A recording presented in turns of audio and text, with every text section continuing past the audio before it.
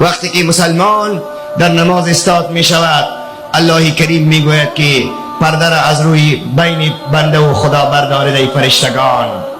پرده از بین بنده و خدا جل جلاله برداشته می شود.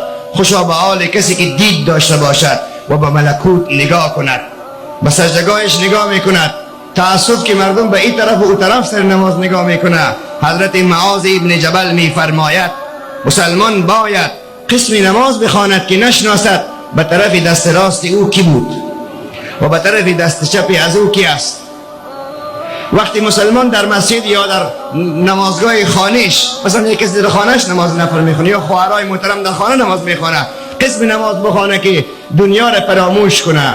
امام غزالی صاحب میفرماید چون وقتی در نماز استاد میشوی تو از دنیا خلاص هستی، به آخرت پیوسته ای. تو در دنیا نیستی دیگه. در اون لحظه ای که به نماز استاده ای در باغی از باغچه‌های جنت حضور پروردگار نماز میخوانی.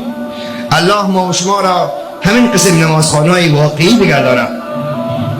حضرت امام غزالی صاحب در طویل در ادامه همون حدیث مبارک که در کتاب صلات احیاء علوم الدین خود نقل میکند، بعد میفرماید خداوند تبارک و تعالی میگوید ای فرشتگانم ببینید بنده من به حضور من راز و نیاز دارد، ببینید بنده من به حضور من نماز میخواند، شما شاهد باشید که گناهانش را بخشیدم.